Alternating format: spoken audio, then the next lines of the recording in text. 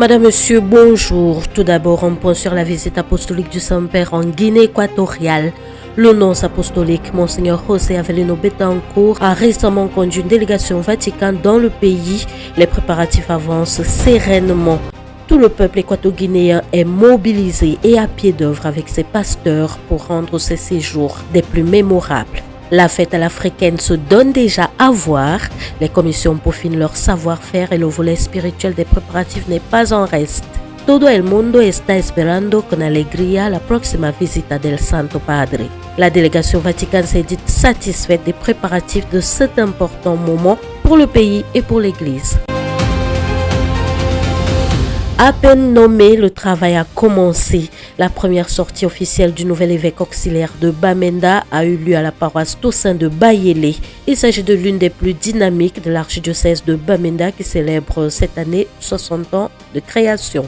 C'est dans cette paroisse que résidera Monseigneur John Berunui Tata après son ordination épiscopale, ordination programmée le 19 mars 2026. L'annonce a été faite par l'archevêque de Bamenda, Monseigneur Andrew Nkeya, qui a administré le sacrement de la confirmation à 618 fidèles. De la captivité à l'épiscopat, Monseigneur John Berunui Tata a remercié tout le peuple de Dieu et particulièrement le pape Léon XIV pour leurs prières durant sa captivité. L'une des meilleures thèses de l'Université catholique de Paris et la meilleure thèse en théologie pour l'année écoulée est l'œuvre d'un prêtre du diocèse de Somélima, l'abbé Louis Ier Semenkolo. L'abbé Semenkolo a reçu le prix Jean et Maurice de Pange au cours d'une conférence organisée à l'occasion des 150 ans de l'Université de Paris. L'évêque du diocèse de Somélima, Monseigneur Christophe Zois, s'est rendu à Paris pour encourager son prêtre pour cette distinction et cet honneur académique rendu par le recteur, son conseil et M. de Pange qui a retracé l'histoire de ce prix centenaire décerné à la meilleure thèse de théologie. Parlons à présent des 39e journées diocésaines des jeunes de l'archidiocèse de Yaoundé qui viennent de se clôturer au sanctuaire Marie, mère du médiateur à Etoudi. Plus de 5000 jeunes venus des 19 zones pastorales de l'archidiocèse de Yaoundé y ont pris part. Au cours de cet événement, l'archevêque de Yaoundé a fixé un nouveau cap avec les jeunes. C'était vraiment très beau. Et aujourd'hui, lors de la clôture, nous avons appris avec l'archevêque que la jeunesse chrétienne se doit d'être responsable, se doit d'être dynamique et doit contribuer à réveiller une certaine valeur humaine dans la société ainsi que promouvoir la paix autour d'elle et dans toutes ses activités. Et cette autre actualité tout autant importante, l'action pastorale de Monseigneur Jean Barga vient d'être reconnue solennellement.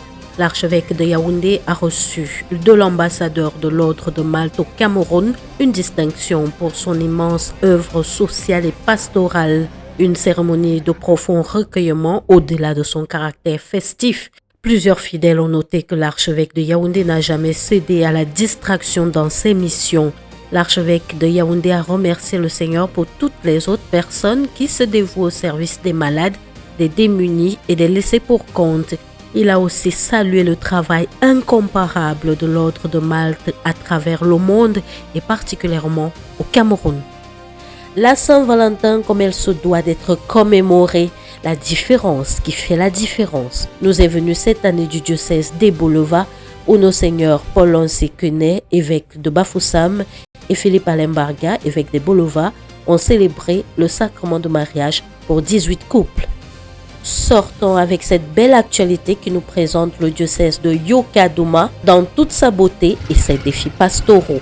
L'abbé Aymar se dévoue corps et âme à la jeunesse dans cette zone très reculée et enclavée de la région de l'Est Cameroun. Son quotidien très édifiant sera à découvrir dans notre prochaine édition du 237 Ecclésia Info. Madame, Monsieur, merci et bonne entrée en carême, les yeux fixés sur Jésus-Christ.